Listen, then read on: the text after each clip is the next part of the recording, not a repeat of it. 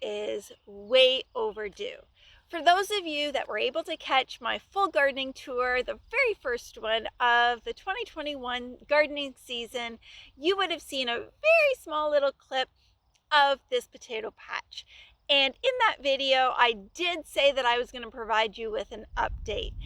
Now, for those of you that are new to my channel, I'm Sherry, and this is an update on how my potato patch is going using the Ruth Stout gardening method. For those of you that don't know what the Ruth Stout method is, it is a time saver. So basically, she would go out into her garden and she would cover her vegetables in hay. Now that hay eventually would break down and she would then throw more seeds, more plants, whatever it was, potatoes, out into that area and cover it again with more hay and basically walk away. Now, since then, people have started using straw as opposed to hay. Now, I'm not sure if that is because they have an actual reason. I know some people have said that hay can actually grow more grass and weeds in your gardening area, so they usually like to prefer to use straw. I'm not sure if that is everyone's reason. It could be that they just can't get their hands on any hay, but they have full access to straw. I'm using hay because I was able to get some hay for free. And of course, when you get something for free, that's what you use. As you can see from behind me, so far this experiment is leaning towards being a success. Now, we won't know if this is a success until we harvest the potatoes and determine whether or not it was a good harvest or whether or not I even get any potatoes. However, up until now, this is considered a success to me.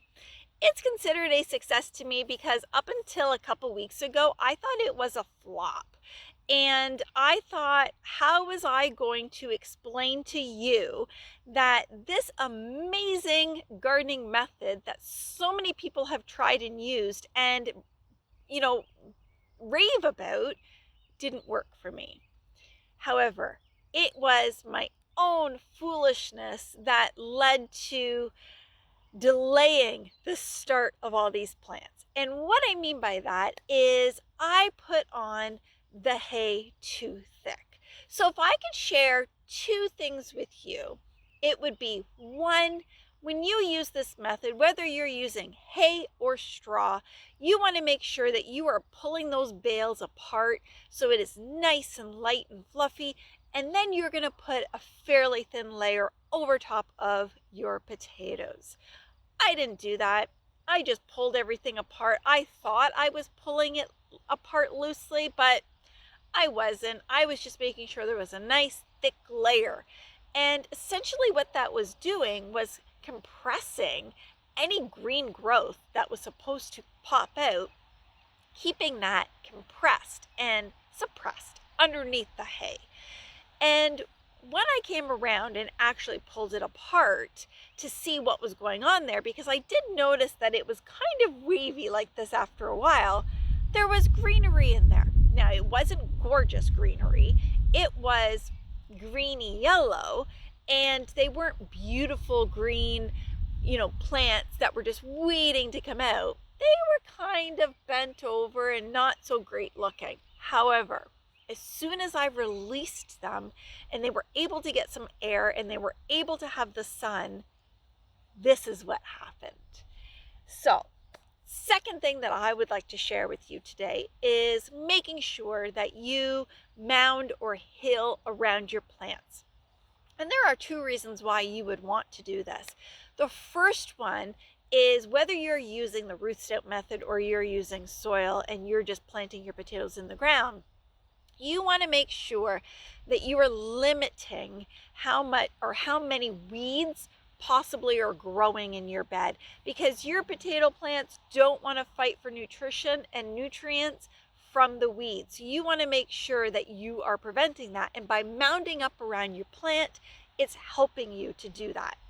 The second reason that you want to make sure that you're hilling or mounding is that This also protects your potatoes. So a lot of the time your potatoes will actually grow to the surface. And when they do that, you don't want the sun to be directly shining onto them, because essentially then they're poisonous and you can't eat them.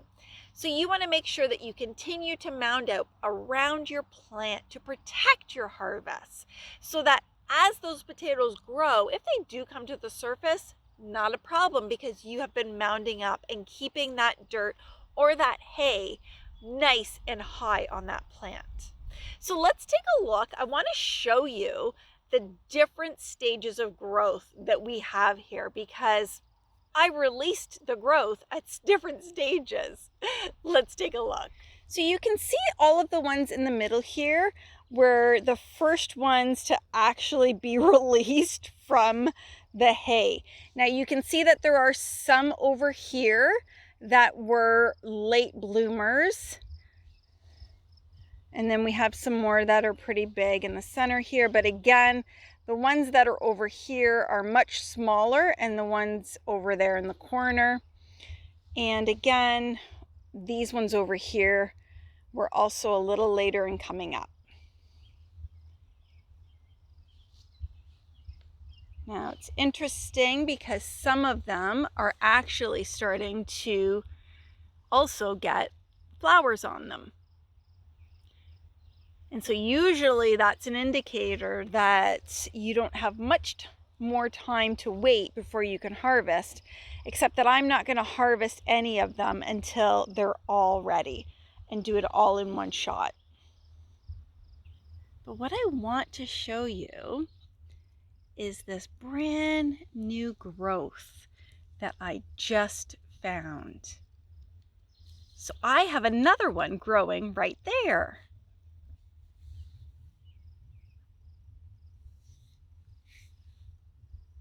If you haven't seen the video that I posted on prepping this bed, getting it ready so that I could use the Ruth Stout method, I will link that above for you.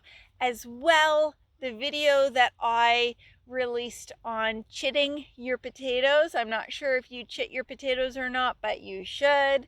Then I will also link that above for you.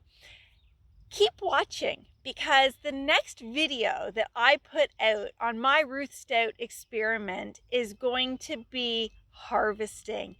And I can't wait to see if this was a true success. Thanks for spending time with me.